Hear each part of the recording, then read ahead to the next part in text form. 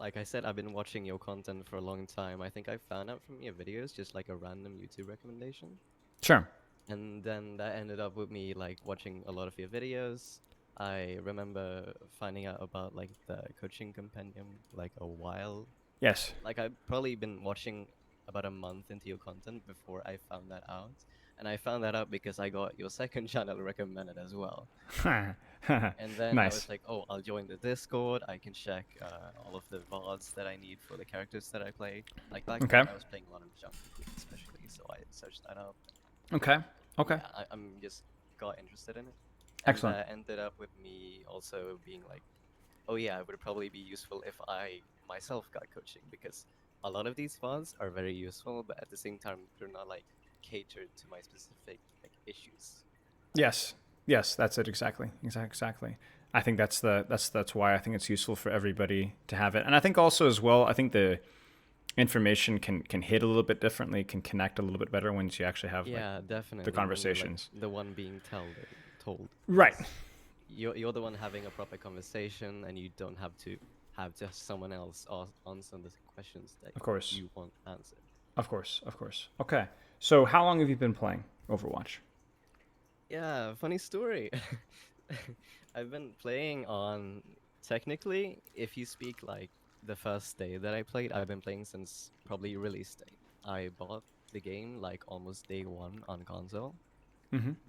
But once like I remember specifically like around Goat's Meta when Brick dropped and Goat's Meta started hitting, I stopped playing the game entirely, and I didn't come back until like season 2 Overwatch 2 when one of my friends asked me if I wanted to play. Right. Okay. That was gonna be my next question. Is like, what got you back? But that makes sense. Okay. Yeah, no, it was just one of my friends. He was like, "Oh, do you want to play? I'll play Ryan. You play support." And I was like, "Sure." Sure. Now, looking at your form, and at least at the time, bit of a unique hero pool. More hit scan You oriented think? with DPS and Junkerqueen tank. What is that Yeah. looking like now? It's Junkerqueen is the same on tank. Okay. I'm basically a Junkerqueen one trick on tank. I'm really proud of Yep. it. I do pretty well. Yep. Um, for DPS, I've been trying to play more Sojourn recently, but I also started getting into Venture a lot. Okay. I've been So, liking Venture, and it's been like a swap that I make when I don't really know what to do on Sojourn. okay. Fair And enough. like the difference between hit scan and projectile, I don't really take that seriously. Like I just play what I find fun. That So seems reasonable. Yeah, I think that's the most important metric. Now, when yeah. you practice, what's your breakdown? DPS tank, how much of each hero do you play? Is Tracer still a character that you play a good deal of it as well, and so on? Tracer recently stopped. I kind of swapped out Venture for Tracer Got it. because Tracer, she's cool. I would like play her for fun, but she's not really a character that I want to climb with, I would say. Okay. Uh, I don't And really have any then, specific practice or like methods that like how I play them. I just play them when I feel like it. Like some weeks I'll feel like playing tank a lot more, or like when I want to queue with my other friends, they mm-hmm, play a lot of DPS, a lot of support, so I get to be the tank because nobody else wants to be the tank. mm-hmm. And because of course I think I'm pretty confident on tank, I would say. Yeah, of course. Okay, that's fine. I think like what we can ask is just how can you be more efficient with what you're doing with your time? If you don't Yeah. want to change too much of your structure because it is depends on your situation, and that's totally fine. There's no problem with that. Now let's look Yeah. at your goals here. So at the time you were high plat, low diamond. Where are you now? Basically the same. Back with the rank reset, I actually dropped to like plat 5. Okay. But recently I started climbing again, and right now I'm like plat 2, halfway to plat 1. On DPS, tank or both? On DPS, on tank, I'm still plat 2. I've been plat 2 since the reset as well. On Okay. support, I'm like bordering diamond 5. Okay, got it. And your goal short term was something deeper into diamond, maybe even masters. I want to be able to Yeah. play with friends that are higher rank without feeling like I'm underperforming or being carried. Now, the matchmaker will it's going to balance for that regardless, but if you don't want to feel in over your head, I understand, of course. Yeah. Long No, term. because at the time I was also playing a lot more support. I was playing like probably Baptiste, Lucy or something, and I was playing Yep. with two of my friends that are like hardcore DPS mains, high diamond, really Okay. good at the game. Got and it. I felt like I was falling behind, like I couldn't really hit diamond properly. Makes sense. Makes sense. But right now I'm trying to climb more on DPS because Okay. that's my solo queue role. Yes. I was going to recommend that. I think having something like being flexible with like what you play, but even if you could just have like a role be more of a priority on like a bi-weekly basis, Yeah, every couple of weeks and swapping it up is would be great. That way you can actually make significant practice progress because of the amount of time that you're playing those characters. sure. And then if things change and you want to play a little queen, that's fine. There's no problem with that. Okay. Long term, proving myself and achieving future goals I set for myself. I can't be certain of what, even so I want to improve, not win. Excellent. And playtime for you is looking, depends. I get an hour or two per day in, at least at the time of the form.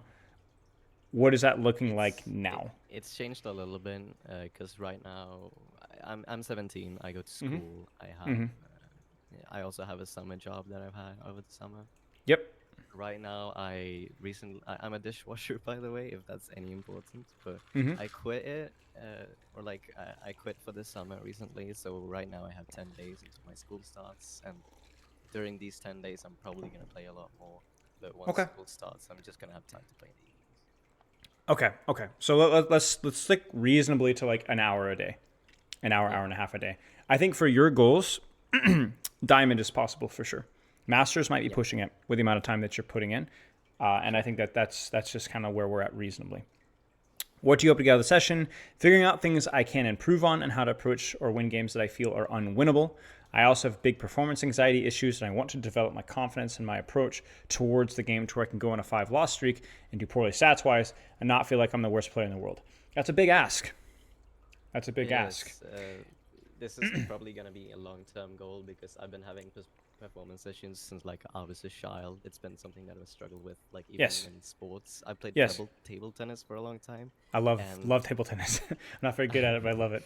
I've played table tennis for a long time, and I always used to be like good, but not good enough to be in like the big Yes. leagues, quote Yes. unquote. I was the same way with like video games when I was younger, and in some ways, I kind of want to break free from that because I don't want to stay mediocre on every single thing Sure. that I do. Sure. Here's a good question for you. What is confidence?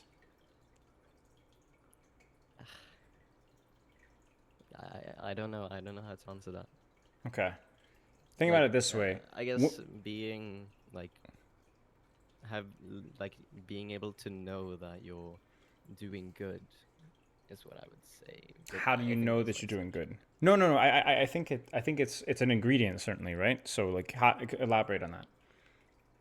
Like just being able to know that even if you have a bad game, that you still like deep inside, you know that you still have the capability to do more. Like you can still say something like I wasn't really focusing on the things that I should be focusing, and like there's things that I can prioritize, and like I know what those things are without Right. having to like scratch myself over the head of it for a very long time. Do you have the capability to do more, to learn more right now? Yeah, I think so. What makes you say that? Based off of what metric? How do you know that? Just like I'm willing to put in a lot more effort than I was probably like a year or two But ago. why does that matter? Because it's a Because lot of people would say a lot of like gaming stuff is talent. Now, you and I both know that that's not really the case, but yeah, based off of what metric, where did you start? How good were you at the game when you were initially starting Overwatch? What was your rank? silver, probably Okay. bronze. So you do I was just perpetually playing Bastion and trying to have fun on right. console. Like I was not playing to win. Sure, of course. But you clearly have made significant strides from being an objectively bad player to, Yeah, objectively good player. Even hitting diamond, like you were in the upper echelons of the game. So yeah, that's where that level of confidence, maybe it's not as much as you'd like, but that's where that level of confidence comes from, is because you go, well, I put the time in, I put the work in, and I got better. I have that potential. And most people are like that. Now, I think unless there's something and wrong with you or you I don't guess enjoy the game. I guess being willing to like put in the commitment of it, Yes. kind So of. so you see it's not some magical look formula. It's just I put hard work in, I get reward. So all confidence really is fancy logic is what the way I like to say it, where it's just simply looking at something and being like, well, if I practice it, I'm going to get better at it. Why would I not get better at it? That's what confidence is. It's not even necessarily thinking like, oh, I'm very good right now, because maybe you're not very good right now. But like, I know that like if I just put the time in, then I will get better. So why I don't need to believe in myself or like pep talk myself. I will put the work in and I will get the reward. And it will be hard and I will go on loss streaks. I mean, how many times have you gone in what's the worst loss streak you've gone on? Because I can top 14, you. 14. 18, get rolled. It was when there was a pivot many years ago, and I swapped from like, this was before roll lock to Anna Zen, and I just lost 18 games. Yeah, it was bad. I still remember roll lock, man. Yep. So long story short, that day was dire. But it felt really bad, but I just knew that like, okay, I'm gonna get it. I'm gonna get it. Why? Because I'd done it before. Yeah, I've done it before. So did I feel particularly like happy? No. Did I feel pretty sad? Yes. Was I second guessing myself? A little bit. you know, it's kind of hard not to second guess yourself that bad, but it happens. It happens. No, yeah, I know the thing about like not second guessing yourself, because Right. I recently like I dipped my foot into the aim training thing, Yep. and I tried to like focus on like my actual aim, because I know I have very shaky hands, especially. I'm not like a perfect aimer or anything, so I consulted someone, like some of my friends that are like good at aiming, and asked them like, hey, how can I improve on this? And they gave me some tips, and I've been trying to improve on that. And there's like the tasks of aim training, and like my scores dip up and down. And some days where I like made changes to my aiming style and my scores started dropping, then I was like, oh yeah, maybe this is not such a bad idea. But then I thought about it for like maybe like 30 minutes or so, and I was like, nah, I'm just not thinking enough. That's it. A lack of confidence is almost always an emotional response. Right. And sometimes and often confidence is an emotional response as well. That's called overconfidence, right? Where but true confidence is as close to a logical conclusion as anything else. If I said, I'm going to give you a tough math test, all right? It's going to be 4 plus 5, 9 plus 3, 2 plus 7. I don't know if you're going to be able to do well in this test. It's not overconfident to say, I'm going to kill it, right? I'm going to crush it. It's like basic arithmetic, right? Why? Because that's just, that's how good I am. Like I'm not trying to trump myself up or pump myself up. I just know that I can do that. If I put you in a bronze lobby and said, can you try to carry this game? I don't think there'd be any like concern about not being able to carry the game. You know, I'll be able to win 99% of those games, right? Yeah. Why? Because it's an objective, logical measure. It's not emotional. It's just the truth. So when you look at something like, oh, I have a bad aim day, it's very easy to have an emotional response to that because, oh, I'm not very good right now. I don't enjoy feeling bad, even if it's normal to have bad days. Like nobody enjoys feeling bad. Exactly. And everybody has confidence that can be pumped up a little bit up and deflated a little bit down. And I think that's the other important thing too, is being a little bit unconfident, being a little bit anxious or being a little bit overconfident. That's humanity. We're all like that. The problem is sometimes some of us are a little too negative or a little too positive. Somebody who's overconfident has an ego. It's not that confidence is bad. It's that they have an inflated opinion of themselves. And then they like do stuff that they're not really thinking about. Correct. And they make mistakes, or they don't think that they have a need to improve. Being underconfident is an inaccurate picture of yourself that leads to you to behaving in a manner that is also not conducive to improvement. Yeah, the like point being, you're not willing to take the same kind of risks that you would. Right, even if it's the correct risk, right? Like let's say that you have recall as tracer, and the enemy tracer does not have recall, and all things the same. You need to take that duel. You need to kill that tracer. You're like, oh, I'm not confident in my mechanics. I don't care. It's objectively the right play, even if you're not good enough mechanically. And if you are not good enough mechanically, guess how you're going to get better mechanically? making the duel. You have to do the training. You Right. have to do. It has to be the correct play. But if you recognize the correct play, even if you're not confident that you'll hit the shot, you still need to do it. You still need to take Yeah, it. no, I've been in those situations the same lot of times before. Like I Right. believe that I'm making the right decisions, but then I die or I Sure. don't get the kill, and Sure. then like in those rare situations, my teammates will flame me and say like, "Oh, you're not making the right decision," but then Right. I say like, "Oh yeah, I am making the right decision. I'm just Right. like bad at aiming." That's it. That's it. That's it. That you have confidence. And the thing is, it's important to do that because if you're unconfident, you will avoid those situations and you'll develop bad habits where you will Yeah, avoid like favorable duels, which will prevent you from getting better, which will prevent you from climbing. Right? yeah, no, the least thing that I want in this world is probably to like be underconfident for myself for not like Exactly. Exactly. recognize things. Like Exactly. I also got into like a kind of a Valorant rabbit hole that I played with my friends as well. I started watching semi-educational content on it, and I eh, I tried out a few of the tricks that they do in like higher ranks in Valorant. I tried to do it in like I don't know what rank I was, but this was like quite a while ago. And every time I would do something that I have seen that is good and that works, and then it wouldn't work like in my specific game, and instead of like asking myself like, oh, why did it not work, I'm like, oh, it didn't work, I shouldn't do that again. It's a which short is sighted like approach. which is like I feel like the wrong way of taking that, because you should realistically be thinking, oh, what could I have done better, instead of, Correct. oh, I'm Correct. not going to do that again. The funny thing is that's a lack of confidence, not necessarily in yourself. It's a lack of confidence in the system that you learned. You don't have any faith in that Right, tip, right? You think that right. that tip might be useful, but you actually think it's just bad, right? And that's just Yeah, I have immaturity, that a lot. I have that a lot. I have that a right? lot. Right. A lot of things.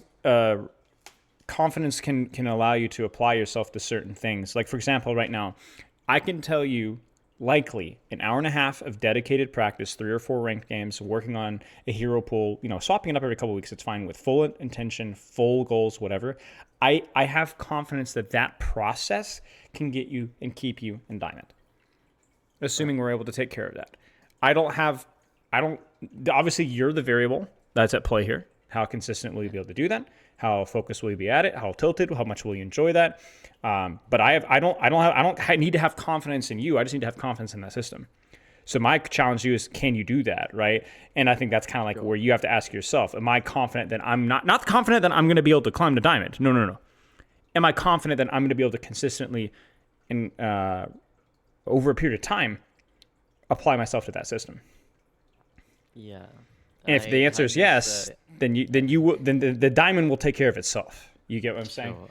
Sure. So I'm not meant to see it as like something like it's kind of a side effect of all of the other Exactly. improvements. Exactly. I mean, you said it yourself. It's not about winning; it's improving. And so the improving, Yeah. if you put the work in, it's inevitable. It's gonna happen. Yeah. I want to try and strive for that and like get myself in the right Right. mindset that Right. you're saying. And I've been Right. practicing that a lot, but I agree that I'm not perfect. Like I get Right. tilted a lot after time. And that's it. And you've definitely identified the issue there, because most people would come to me and say, "Oh, I think some of the problem is I'm not able to put in that time." And then they'll talk to me, and I'm like, "Wait, actually, your time is fine. It's the quality of the time. That's why we talk about performance anxiety and tilting and setting goals and hero pool, because you can be like, oh, I am putting an hour and a half, but I can't climb the diamond. You're not putting in the hour and a half of quality time. So sometimes the hardest thing is not necessarily getting in the time; it's making sure that the time is actually decent. All right. And so that's where you have to be self-evaluating about how you're doing things. And as somebody who's also dealt a lot with performance anxiety, pretty much my whole life, right? I'm a very competitive person. I grew up, and I love my parents to death. They were great, but there was a lot of pressure, to try hard. And I don't think my parents were like the best equipped to deal with somebody that put as much pressure on themselves.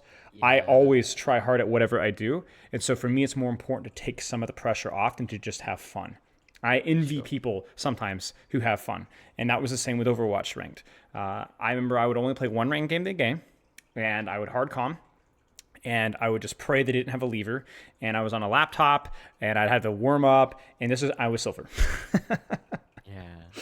I get it. And then I just eventually got to the point where I was just like, I'm just gonna play like every day. I played like 2 hours every day. Didn't matter how I felt, didn't matter how I warmed up, didn't matter if I was in voice, didn't matter.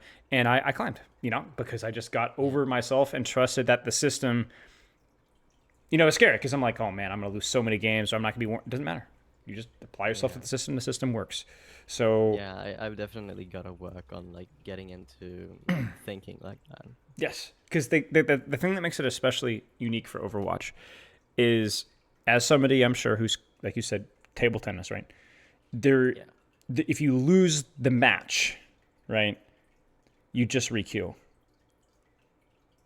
Sure. Nothing is forever. You could take a hard stuck bronze 5 MMR account, and you could get that account a diamond in a couple of weeks, or platinum, high platinum, a couple of weeks. You get what I'm saying? Yeah. Nothing, no amount of no loss streak, no goof up is permanent. Yeah, It's, and no like fake elo health thing. right.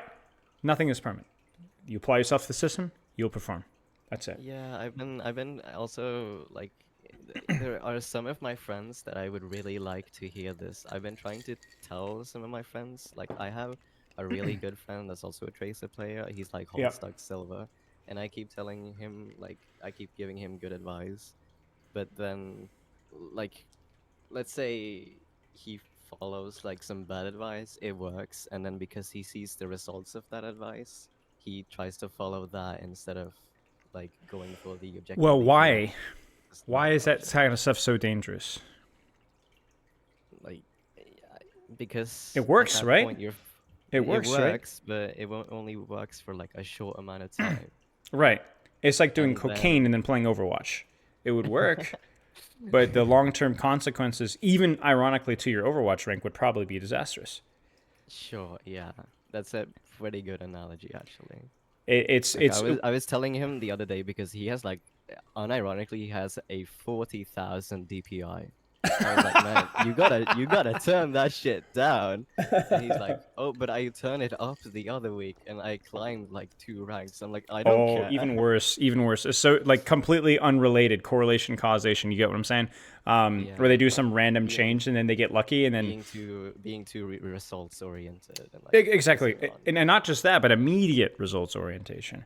I mean, yeah, it's funny because the process is not always fast. It's the better approach, but it's not always fast. It's not always immediate.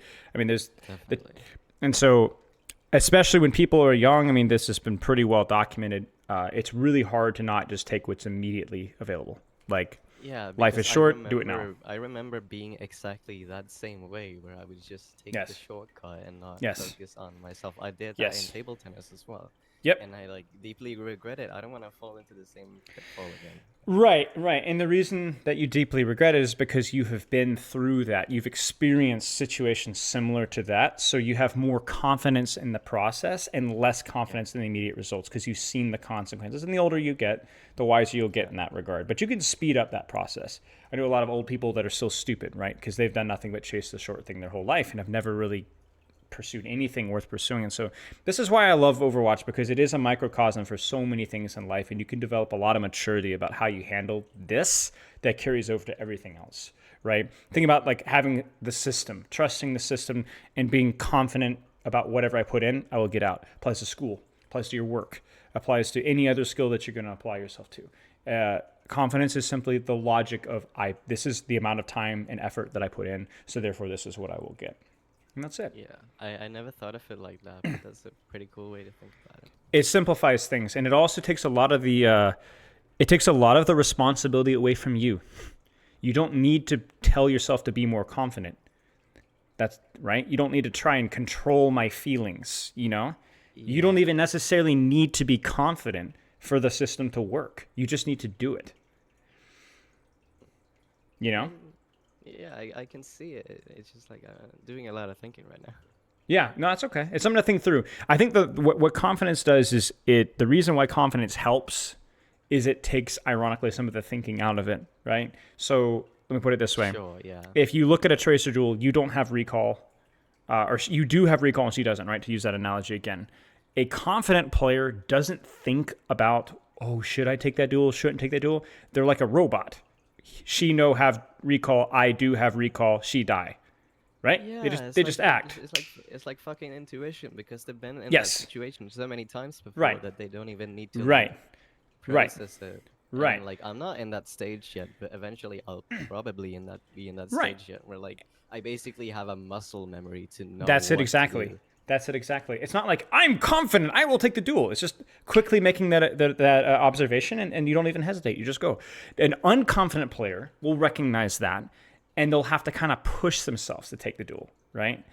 But you keep doing that, and you're not gonna have to push yourself anymore because it's just gonna Yeah, happen no. naturally. My confidence is definitely developed if you put it like that because I remember there was some duels that I wouldn't take on like Sojourn where like if I had slide and Levi just used like boosters Yep. and they probably couldn't get to me, then I would instead of like using that slide to take an off angle while they can't get me off that off angle, then I would just stay on this angle because I was afraid that something else would get me. That's it. Or like That's it. magically I would get hit by a widow across the map and be That's fucked it. by it.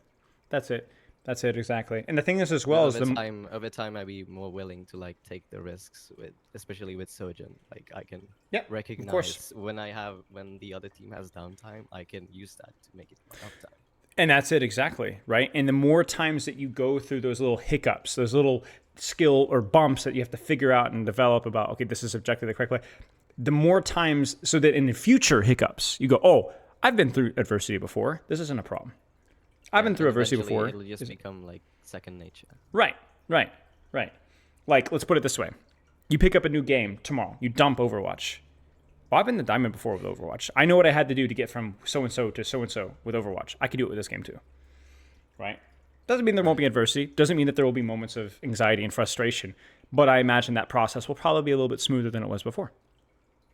Because even if it's a completely unrelated situation, maybe a completely unrelated game, maybe it's not even a first-person shooter, but you've learned things before, you have, and you've developed structure before, you have, and you've learned new characters, and you've developed confidence through that. So that's where confidence comes from. It's like I've been through there before. You don't develop confidence Because like this.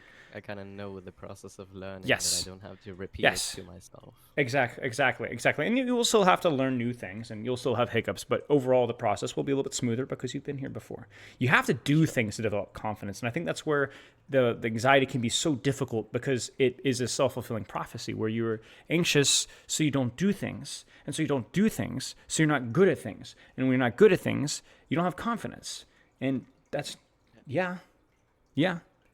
Like So the this way might not be that related, but I watched a YouTube video the other day of someone. I don't know if you played Team Fortress 2 before. like once They or were twice, yeah. yeah, like twice.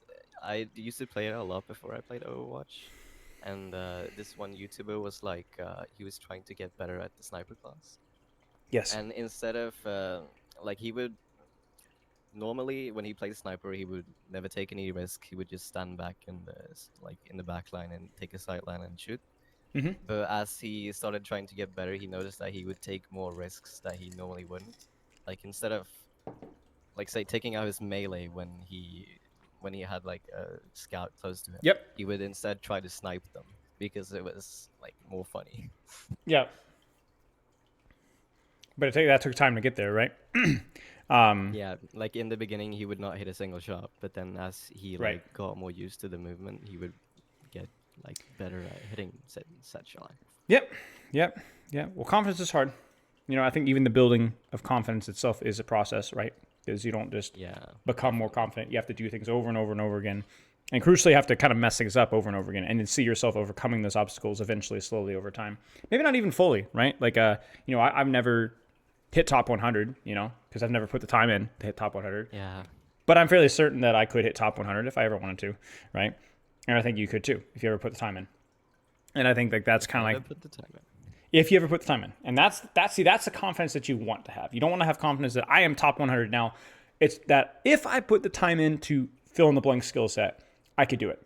So then if you ever want to become top 100 or ever want to get a promotion at your job, or ever you want to ace this class, that you know that, okay, I've been here before, I will do it. There's no second guessing. Yeah, just knowing that you can do it and Yes. you should do it. Yes. Yeah, that's exactly it. Yeah. Now there's gonna be a little bit of hesitation. There's gonna be some doubt, That's humanity, right? Of course. But I think that's part of the process as well. That the confidence is great because it removes the thinking that slows you down. Like we go back to that tracer recall analogy. Being confident is good in that, not because it's some magical thing that will make you aim better, but because it will take the delay out of the action. Sure. Yeah, I can get that. Yeah. So if I recognize the lack of recall and immediately punish it without thinking, I'm more likely to be successful than if I And recognize it, hesitate. you have a bigger time window of That's punishing it. it instead of That's it. sitting around and thinking about it. It's the same thing with mechanics. So ever have like really a confident day in your mechanics? The reason why that's so important is because hesitation really hurts mechanics. It reduces your reaction time by, I don't know, at least 10, 20, 30 milliseconds, right? So you're less likely to be accurate. And so when you're not confident, it snowballs, right? So you just need to be, even on days when you're not confident in your mechanics, you need to snap as if you are, because otherwise you might exacerbate the issue. Okay. Sure. Mechanics is a big one. What do you feel is holding you back from improving? I have rather shaky hands, but I like to work on my mentality as well. I don't think my understanding or game sense needs a lot of work, but I don't want to act like I know everything, so I'd be happy to try anything. Watch your VODs, take notes. Sometimes I feel like that's not enough. Okay, so I want to talk briefly about what you were saying in regards to your hand pain. So, Yeah. Obviously disclaimers here. I know very little about this, but talk to me about what's going on. So I mentioned earlier that I work as a dishwasher. Yes. I've been having shaky hands for a long time, but ever since I started really working like hard, it has been kind of exacerbated. Okay. So it started like maybe like half a month ago, probably like 3 weeks ago, where I was, you know how there's like baking plates, Yes. especially from the kitchen, Mhm. and you have to kind of scrub them really, really hard with like steel wool or something Yes. Yes. in order to get all of the little pieces away. Yep. Yep. I ended up basically scrubbing that for 30 minutes straight, and then shortly after, then my hand felt like it was cramping like shit in like the lower region, Yep. especially towards my like pinky, I guess. Yep. Yep. I don't know how I would say it properly in English, but that's like the Yeah. run. I understand. I understand. And ever since that, I've noticed that like I feel more shaky. I feel like that my scores have dropped in like aim labs especially. Yep. And well, probably like 3 days ago, then it started really hurting, like aching, and so I decided like, oh yeah, I'm probably gonna take a break. So I haven't been playing Sure. Overwatch or Valorant since then. Sure. And Totally fine. my friend, one of my friends that is studying to be a doctor, they were like, yeah, you should probably just take a break and it'll be over in a couple of days. But just to be sure, I wanted to get like a second opinion from you. Of course. Of course. So, in my limited experience with injuries like this, most injuries come from a result of weakness and then pushing too hard. Sure. So whether that's, a lot of knee pain, hand pain, shoulder pain can come from, weakness in the ligaments or the muscles. And then you go too hard within your limitations, and then you have a problem. So what I would recommend, general recommendation, number one, if you have a physical or can afford to visit a physical therapist, highly recommend it, because they'll be able to give you some exercises and things that you might do. But I'm considering it. I would give it a shot. I think it's very useful. I will say that physical therapy, like anything, it depends on the therapist. If you go there and you feel like it's not helping, they're not very useful, they're not really listening, there are lots of physical therapists where I live. I assume there's probably multiple options where you live too, hopefully. I know my mom sees one. I could probably like ask her that. Give it a shot. Give it a shot. Can't hurt. The general principle when you're working with these kind of injuries is you want to dial back until the pain, until you no longer have an acute injury. Okay, like in other words, you're not waking up your hand throbbing constantly. Yeah. But you do want to begin light exercise and strengthening of those muscles and ligaments. So you want to try to stay away from any serious pain. But maybe look for some basic hand exercises on YouTube while, we're getting the physical therapist. That's a priority. But basic hand exercises that are, don't hurt, that are maybe a little bit not uncomfortable, but like it is going to take a little bit of effort, right? Like we are trying to strengthen that. Well, But yeah, I worked on like muscle building in gyms before. Like I yep, know the process where you have to kind of strain it and yes, then get yes, back to it. but Like it's maintain slow, low volume, yeah. and then slowly build yourself back up. And then what you do is you have, in theory, over the process. Again, we're talking about process here. The process is ultimately that you are better equipped to deal with the demands that you put on your hands with gaming and whatever else that you do. All right. You have to, a lot of pain is just the body, that body part is not equipped for the abuse that you're giving it. So it's saying, hey, lay off, right? So you need to, obviously, if it's something, you need to lay off, and then you need to better equip that hand or shoulder or neck or back for the duress that you're putting it under. And that takes time. Like I said, I quit my job basically, so I won't be doing the same kind of motions, Right, I guess. So I right, won't be straining it to the same level. Like I've never had problems like this, even through like right. So it was a probably lot of duress, and you probably were not. How long did you work for the dishwashing job? I've been working on it since like uh, I worked on it last year summer, but back then I wasn't as serious. And then this year I've been kind of dialing it up, and I worked for like 2 months straight. Right. So that's a big burst in quantity, and I assume that you were playing a lot of video games too during the summer. Yeah, kind of, Kind not of. not a Okay. lot, not a Okay. lot, but Okay. But a huge increase in volume, not really scaling it up, right? yeah. And so that's going to lead to some strain points, likely, assuming that there wasn't some other external factor there too. I mean, I see this all the time. Like I used to play a lot of flag football. I still play some now, and most of the injuries I saw were with people that were out of practice, out of training, or just old, and they decided to run as fast as they could or stop really fast. Like they went really hard, really quick. Bad stuff happens when that happens, right? It's not that Uh, going hard or quick is bad. It's you have to work your way to that level. yeah, that's actually a really good analogy. I get that. Yeah. So that's probably what happened to your hand. And so you need to find somebody that knows what they're doing, that can offer you some training advice about how you can build up the strength in that hand. Because you do want rest, but rest is a short-term solution. It's not a long-term solution. Unless you've broken a bone, you don't want to rest the hand completely for a long period of time because it will deal with the acute injury, but then you're going to go back and train again hard, and it's going to hurt again because it's still not equipped to deal with that load. Right. So it's all about slowly building yourself back in. Yeah, I've been taking a break for like 3 days, but I'm thinking of like slowly getting back into it. Like Sure, sure. it's And a weird analogy, but you could call it a sort of like weird rehab. I mean, that's what rehab is. That's exactly what rehab is, right? It's like, okay, we need to build the strength and the range of motion back to that. I mean, that's what they say, like hip replacement surgeries for old people, right? They need to get them moving as quickly as they possibly can. As soon as they feel like they can walk, they need to move. Movement is like we're designed to move, right? So you have to anything acute, Okay. you need to like even I sprained my wrist and I was applying heat and moving the wrist within 24 hours of me spraining the wrist. I iced it initially and rested it to get the swelling down. And once the swelling and the pain was not acute, keep heat on it, get the blood flow going, and moving slightly within range of motions that didn't cause pain, right? Very slight motions, and I recovered very quickly. And I think that's the general rule. So we want to quickly accelerate that healing process by moving cautiously and carefully, a little bit at a time. All right. Yeah, I'm not very experienced in this because I've actually never been to like a proper hospital visit before. Yep. Yep. Like I've been basically healthy all my life, so I've never really had any big Sure. problems. But I Sure. realized that maybe now is a good time to start looking. I don't know what it's like is it Sweden? Yeah, Sweden. I don't know what it's like in Sweden, but physical therapy therapists are generally like it's not like hospital-y, doctor-y. It's pretty chill. So I mean, I don't know where your mother goes, but like it's not as I'm not a huge fan of hospitals. It always stresses me out. Nah, neither am I. Yeah, but in general, like I think it'll be worth giving that a shot. And in the meantime, you could look up a YouTube video here and there and find like what doesn't hurt. But I think ultimately you want a more professional opinion on something like that. But yeah, good luck. Good luck. And I think it's annoying, but I think like having something, understanding this process is going to it's a good life skill. I think it's helped me a lot. Sure. Okay. I don't really have any other questions. I mean, we could look at a little bit of gameplay if you'd like to.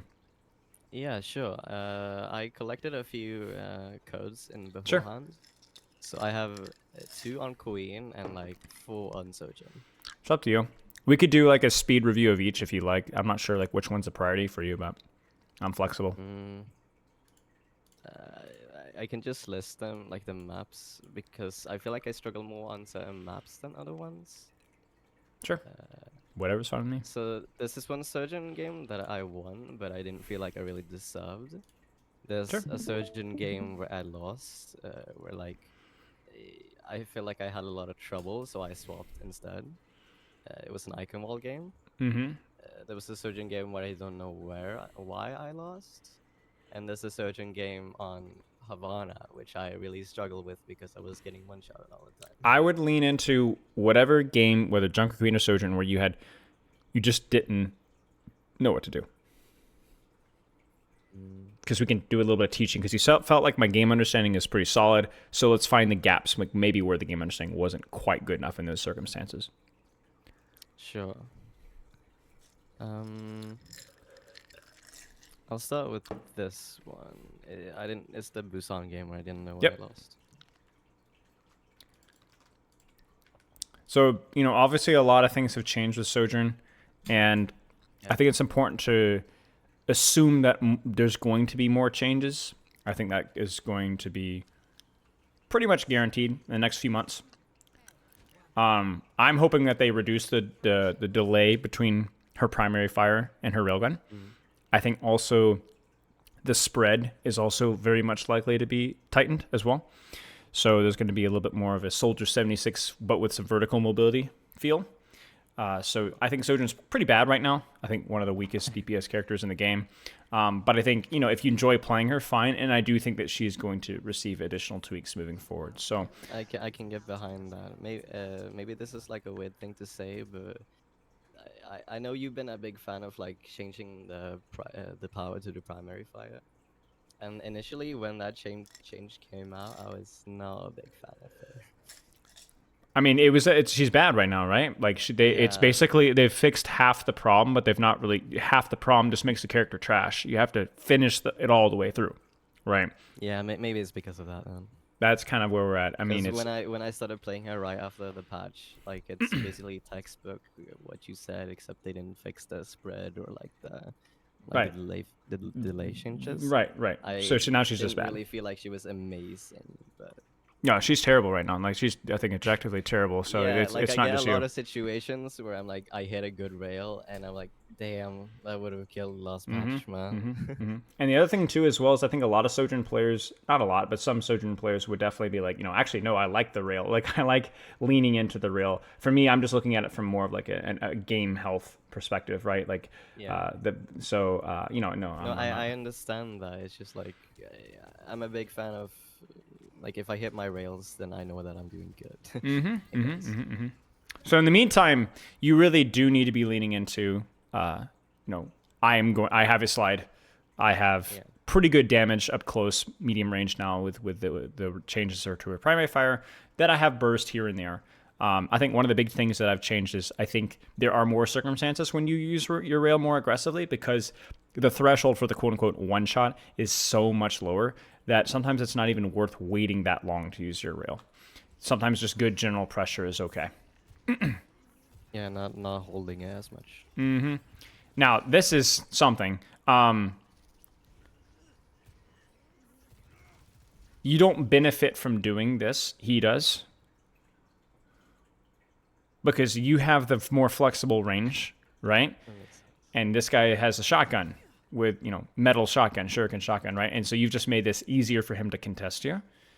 I think this is a situation where you can just sit here, rail the Winston, roll out, keep shooting the Winston, right? And again, like this is if an Ashe was in a position like this, a Widowmaker was in a position like this, Hanzo was in a position like this, even a soldier, right? Uncomfortable, right? They're going to have to rotate away. And that's downtime when they're not doing as much damage. Sojourn just goes, oh, you're dumping me?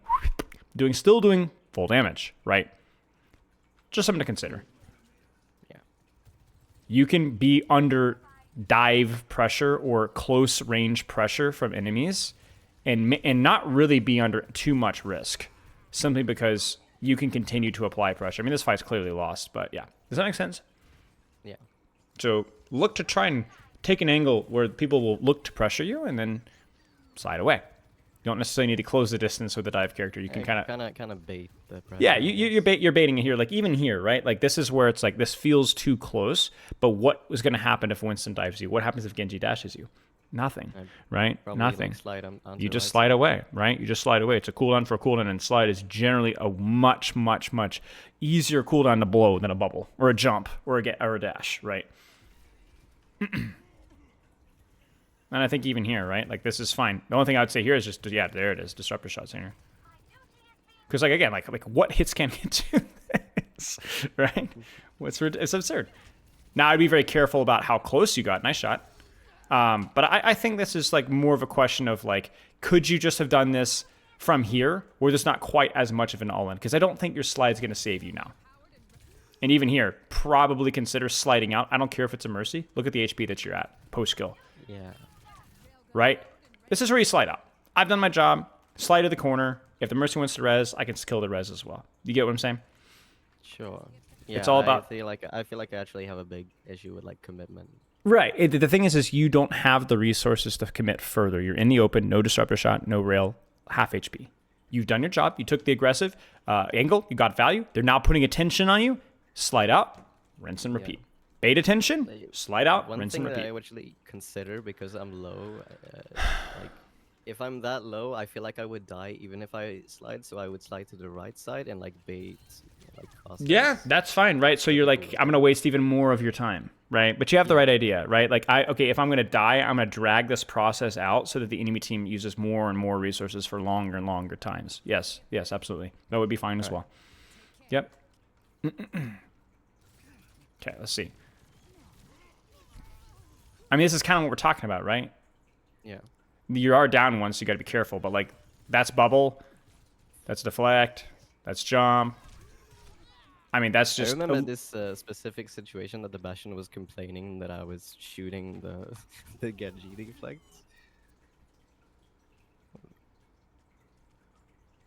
And that apparently killed him. No, he's just stupid. Yeah. I don't even think you shot the deflect here. Not a lot. Not a lot. A little bit, but he did just as much, if not more. Yeah, I wouldn't worry about it. He's also just front lighting, so I don't know what he's doing. Okay. Okay, we're coming up under slides, so we can take an aggressive angle. Where should you go? Maybe right side? Maybe right side. I don't hate this either. Yeah. I just slid away because of the...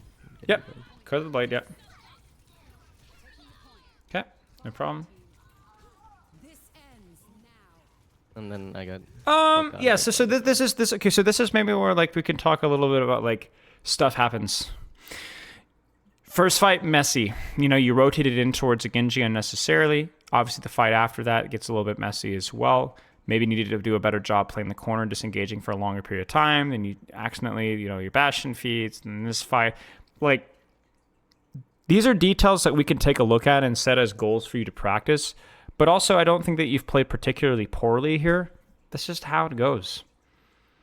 Yeah. There's stuff that you could have done better, but I think you've competed at a reasonable level. So don't always look at a map. I know it's very tempting to. It's like, oh, what was the problem? Like, why? Sometimes it's just your teammates just played bad, right? You had a couple of fights where you could have had more impact, and that's really all you need to worry about, Yeah. Sometimes it's just not that deep. I try to not chalk it up to like my teammates being bad as well. Like I don't want to fall into that pit. And I think that's the key thing. So if you want to be consistent, never ask yourself like, what could I have done to win this fight? Don't ask yourself, what could my teammates have done to win this fight? Ask yourself, was there something that I could have practiced or done a little bit better? Or what could I be practicing out of this? Like even there's sometimes you don't even go. I mean, most games you're not going to even ask yourself, what could I have done differently? You're going in already knowing what you're practicing in the first place. Like you should be rolling out right now, I'm going to practice finding an off angle or playing cover or being accurate with my disruptor shot or whatever, right? Whatever skill that you're practicing. Yeah, that's fair. Right? You go in treating it like a drill. I'm going to drill my what here, Yeah, I don't think I was treating this game like a drill as much as I should have. Right. And I think a good 85% of your games should be treated like drills whenever you're looking to improve. And then I think that having a certain percentage of where you're just playing is a good balance as well. That way you can kind of try and put it all together, right? All right. Maybe 80, maybe like 75%, 60%, something around there. But like here, for example, I don't hate this, but is there a better angle available given what you have? You see where Genji is. You see where Zarya is. What do you think? Like I maybe just go in deeper left side. I'm not sure. Maybe just go in deeper left. Yeah, why not? Right? You have your slide. I don't. When would you slide? When would this feel more value for the risk that you're taking? When would this be more appropriate? I I guess if the Genji doesn't have dash and he dashed Sure, into me. sure. Okay, what about from your perspective? So you're thinking about the enemies, which is important. The other half of the equation is under what circumstance for you would this be more appropriate? What would you need? Mm, I'm not sure. How about rail?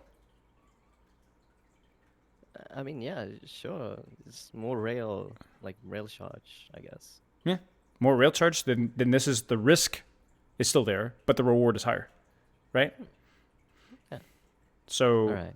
All right. playing a more conservative, not even a more conservative angle, but playing more like a wide angle.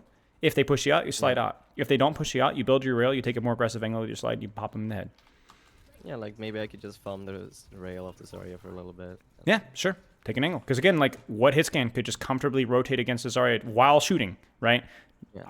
Not a single one. Not Ashe, not Widow, not Soldier. Because even Soldier has to reposition with Sprint. Yeah.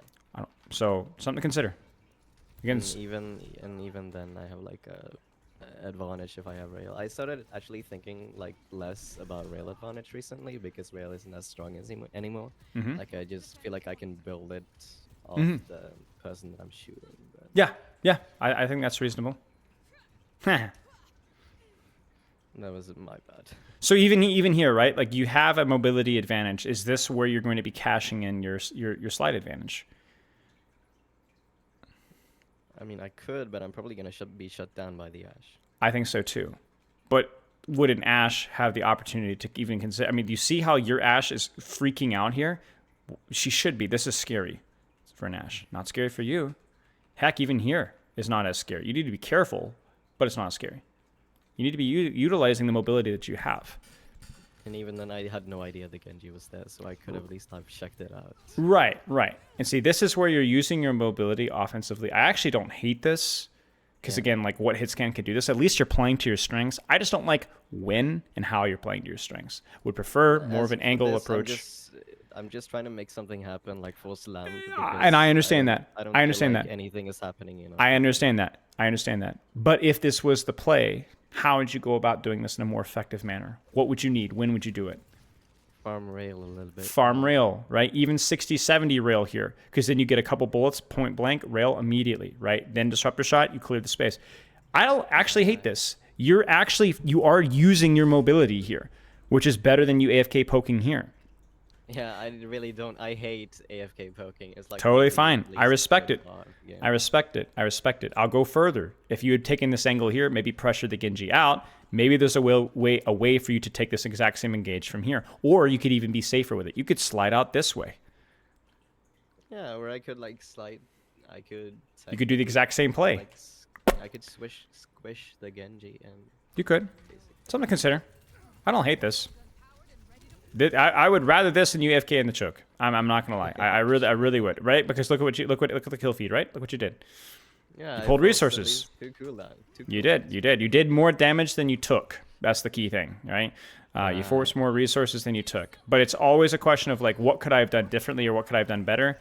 And even if you're not sure, kind of taking a second to think about it, you can evaluate things. This is just sliding onto a Genji again. Yeah, it's the same thing, right? His first fight, right? Like I understand why he did it. He was kind of low, but you know. You either have to, your confidence there was greater than your ability. Yeah, I still have to think about my rail advantage. The logic here is not that it was that you were overconfident, because I look at this here in an equally skilled Genji, in an equally skilled Sojourn, I don't know that I would do this. Yeah. Right? If I see two Overwatch League players, this is not like, oh, if you were better, you'd land it. Well, let's just assume that he's as good as you are. Is this smart? Maybe. You'd have to disrupt a shot like right now. Like you would have to disrupt a shot outside that deflect right now. If that's the case, if you had that disruptor shot and actually hit it, then I think I would have the confidence to do it. You kind of see what I'm saying? So it's not like, oh, I needed to be more confident. No, you were clearly confident for that. But I think you were, for your game sense, your knowledge of the duel, you were overconfident. Yeah. You were overconfident. I should stop sliding onto Genjis. Unless you have rail. unless he's half, unless you have Okay, disruptor shot, okay. right? The way that you approach Right, it. But right. yes, I agree. I agree. This is kind of what I'm talking about here. This is good. See, look what you did here. You took an angle. You poked out the Zarya. I know you're coming back from spawn. You slide into aggressive angle. Would Lip And now do I have this? rail. Would Proper do this? With Rail? I think so. Full HP? I think so. Sorry, I don't know who Proper is. You know.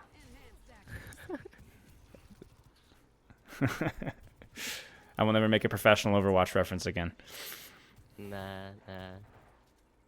I've only started watching Pro Overwatch recently. That's okay. I used to be a big That's fan okay. of it before. That's okay. They used to play a lot of Sojourn. Plot. Right.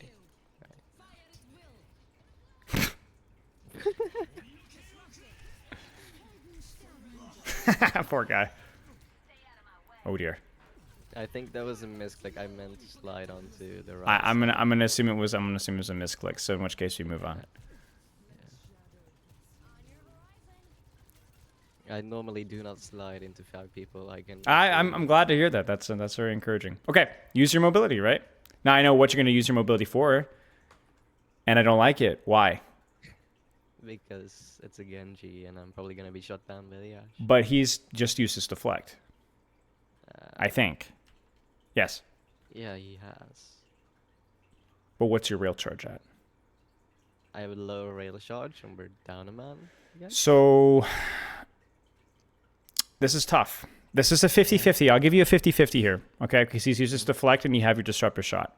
I would prefer you to be higher rail going into this here, but you do have your disruptor shot. Let's see. Yeah. But it needs to be disruptor shot immediately. You see? And because you don't, you also then obviously disrespecting the Ash's silence. You probably needed to play this corner here. It's not the play necessarily here, because this one was, I would say, a 50-50, but it's how you played it. It's how you played it. Yeah. Because I'm still out in the open. And so that's going to be your key thing. Was it objectively a bad decision, or was it the way that I played it? Because that will change how you practice. You know, was it... Sometimes I'm going to say it was objectively a bad play. Let's not do those things. And then sometimes it's like the Tracer recall thing. It was a good play. You had recall, she didn't, but you goofed up your blinks really badly, or you goofed up your disruptor shot really badly. Like right now, is this objectively a bad play? Not really. No, you don't have a lot of charge. I'm sliding out of the Bob as well. You're sliding out of the Bob. You are closing the distance on an Ashe, who has just used Bob. I think she used Dynamite. Yeah, she just used Dynamite. Yeah. And you have your disruptor shot, and you have your ultimate. So then, how should this be played? Probably disruptor shot immediately. Disruptor shot immediately. Either focus on the Ashe or the Mercy. Like Yes. you have to pick one. I think Ashe is probably fine. You know, getting her under pressure. I would go as far to say ult here, right now. Disruptor shot ult. Yeah. Put it to I bed. don't remember if I ult or not. So Put it to bed. No hesitation at all. No hesitation at all. I know that's what I would do. I'm not a very good Sojourn, but that's probably the right play here, right? Because even if you ult now, put it to bed. Kill the Mercy. See here. Yeah. See now you're already a little late with it, right? So that's okay. That's okay. But my main point there is that you had confidence in that play, and I respect it because it was the correct play, and you did disruptor shot, right? So it wasn't like, oh, your confidence was great there. I'm so no. It was just the logically correct play there. Close the distance on the Ashe. It's just a good play. Right. It's just a good play. The angle here, it's an aggressive angle, but are you gonna stay here versus a Widow? Right? Like, no. Yeah. This is it. This is it. Trying to avoid the silence. Use your mobility, right? Either here or use your mobility here. Those are your choices. Could even disruptor shot. Right. Is this egoing the Widow? do that. No. She's not looking at me. This is normal, right?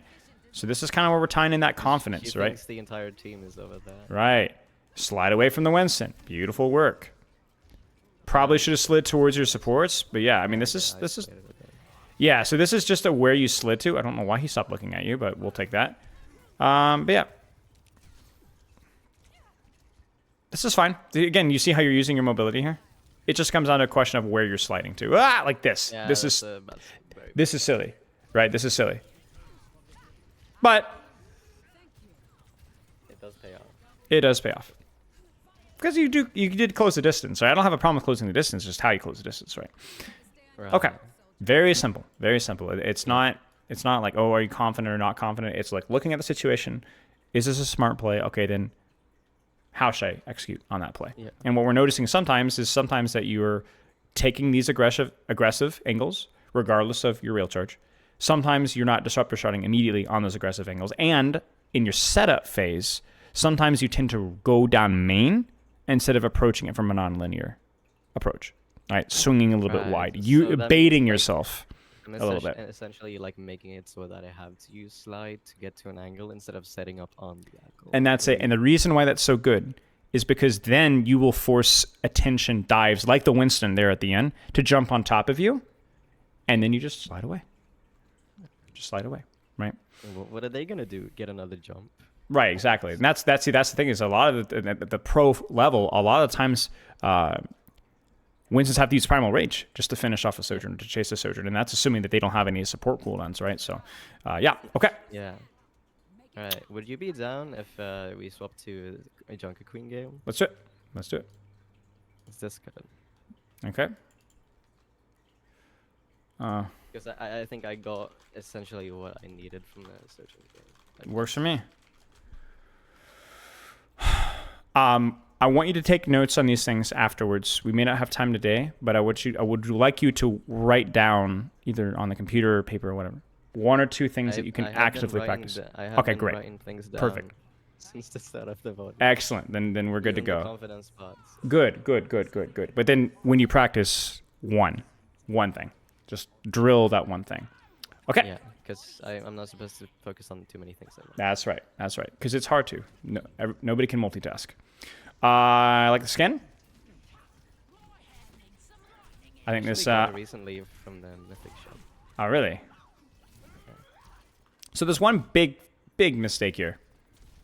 Junkerqueen is all about putting pressure on what you can reach, forcing CDs with your your gun and your Gracie, and playing your range. So, are you playing your range right now? Yes. You're poking out a Genji, poking out a Doomfist. Love to see it. Are you playing your range now? Frick no. What are you doing? You're rotating, right? Rotating to cover. That's why. I'm rotating, but there's a Reaper in that backline, so I'm completely. It doesn't matter. It doesn't matter. Even if your team wasn't high ground here, what do you benefit from here that this doesn't provide? Yeah, I was thinking the high ground, but what does the high ground do for you? Like realistically, it doesn't do as much because the Doomfist can punch me off. What does high ground give? If you were here, what would you do? What can you do from this position? Like jiggle.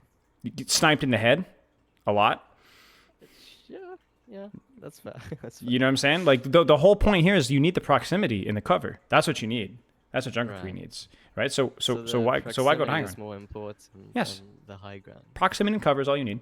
Proximity and cover. Now, if you have a high ground with proximity and cover, great, even better. But you don't. So why are you going to high ground? Right. You get what I'm saying? And then to make matters worse, you don't even complete the rotation. You get punched out of it, and then you kind of stand here and play patty cake. And meanwhile, Anna and Zen they're just unloading on you. They're just unloading. And so now the Zen was late with the Discord, but otherwise. Oh, you're screwed. Probably been dead. You're screwed, right? Yeah. Okay. Proximity and cover, and then just do whatever the frick you want. Shoot tank, shoot squishies. I don't care. Proximity, go for a game. Whoop, it's fine. Yeah. Okay. Good stuff. Keep going. Proximity and cover. Do you have proximity and cover here? In theory. I would say so. I would say so too. Good stuff.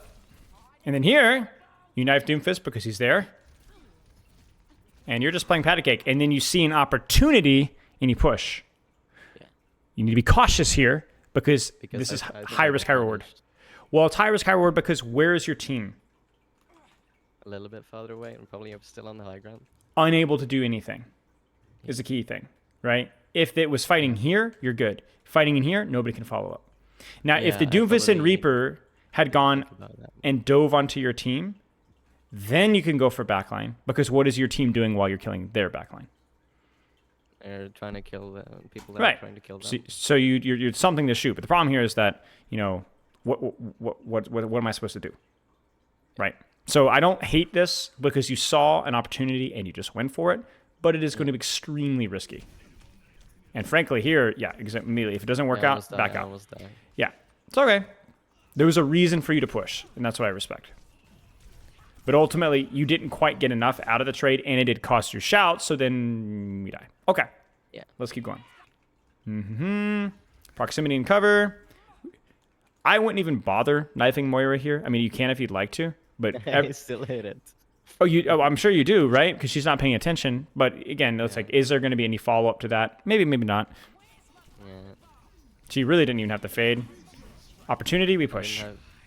Probably didn't have to shot. Who should she shoot right now?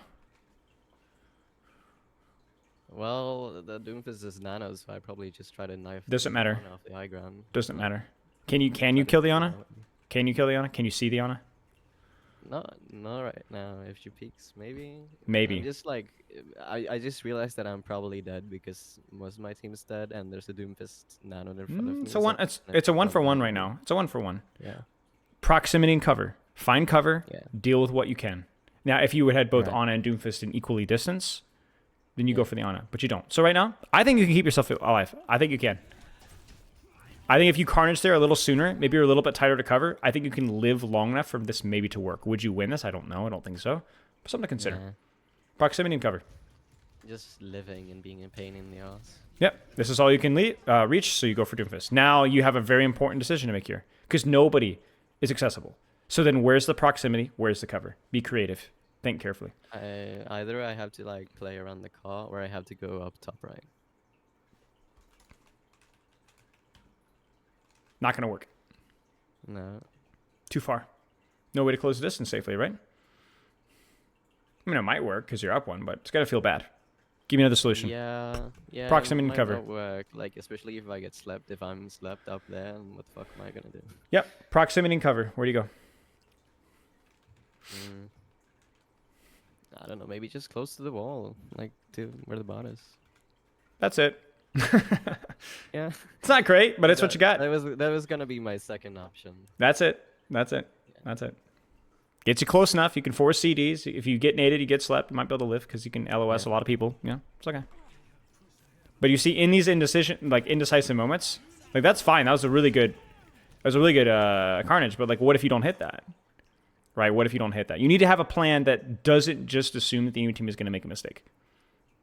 Right. You need a plan that forces mistakes. If you're here, no, go ahead. It depends on me, like hitting my stuff or them hitting theirs. Right. It's a lot easier to hit stuff from here. You're going to force Wraith. You're going to force Deflect. You're probably going to put that on in a position where she wants to use Nade and so on from this position. Right. Because it's your effective range. You're going to be very good. I know Reaper Genji are scary here too, but that's okay. You'll make it work. Yeah, I don't know if I mentioned this, but I have this problem recently with both Sojourn and Queen, where I just feel like any character with like a deflect or like especially Genji and Reaper, I just feel like they're intangible when I try to hit them. Well, you're less likely to hit them. They're hard to hit. Yeah. Right. But the problem is, like, is that when I'm aiming for like a Genji with the Sojourn, I'm always afraid of getting like deflect fucked. Of course. But also the value of forcing that cooldown is really high. Yeah. It's really bad for him. Definitely. So it's higher risk, higher reward, but you know, getting that deflect out and getting that dash out is a big deal. Getting that wraith out, big deal, right? It's a big deal. Yeah, it just feels bad when you die. It does. That's why you got to be careful. But you don't have to rush as much because you're not going to get one shot because it's an Ashe or a Widow, right?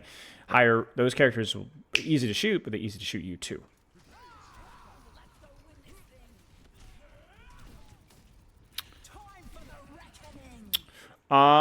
So like here, for example, I'm going to be honest with you. I don't know what you're shouting. I think you're shouting to try and keep your Genji alive, but you don't need to close the distance. So you just stand in the corner and you shoot. And you keep shooting. And you Carnage or Gracie the Doomfist end, and you just keep shooting. And you wait for the opportunity. You don't need to shout. Does this make you do more damage? No. Not to this guy. Not to this guy. Right now, if you're closing distance on an Ana or a Zen, okay. But yeah, there's no point. Just stand there. Hold the corner that you had and force the cooldowns. Then do things. Because here, this is where shout would have been useful. Right? Right. Like, especially here. Right. Now I'm like a little bit out of Right. position. Right. So you want to think of like my position is in my Gracie. forces cooldowns. My shots, my position, and then I can use my Carnage and Shout to either push or force even more cooldowns, right? Right. Just they are what allow you to get advantages that you can push. And you can even use Carnage just to trade tank. Keep trading, because your ability to trade tanks is quite good, right? So you can keep forcing those cooldowns, force that nade, force that Suzu, force that block.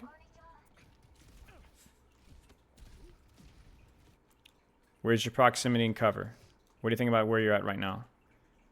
I'm in the middle of fuck nowhere. Kind of, but you started here and you were thinking here, and then Reaper comes around behind. So I understand. You need to get rid of this guy. I would not be against using Carnage for Wraith, by the way. Totally fine. If you Carnage and he Wraiths all the way out, then what can you immediately do once he Wraiths out? What do you see? I can chase him. You can chase him. You can chase here. Are you ready for something spicy? You're going to love it. You can take the high ground now. Because why is the high ground good now? Because there's not a Reaper to contest it. More than that, look at who's here. Proximity and cover. Do we have proximity and cover here now? Yeah, because the Ana hasn't passed through the tunnel yet. Because it's close. You see where the enemies are? They're not on a Zen over here. They're all under here. So now this provides exactly what you want. Remember, everything is subjective. Everything is contextual. There are no bad positions. There are no good positions. It's all contextual upon what your team is doing and where the enemy team is. Right. This is fine.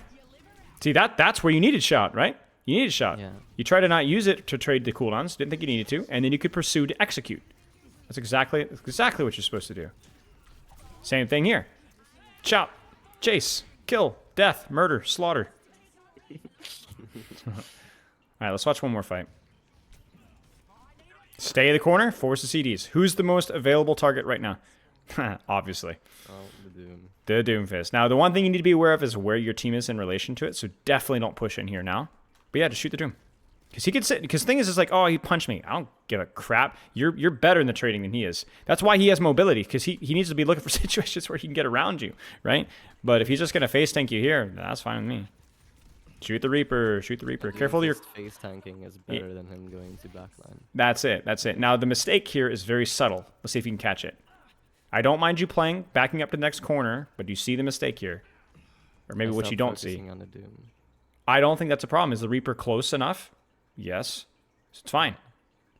In fact, if you measure out the distance, look at the distance here. Do you see? The Reaper's actually closer. Yeah.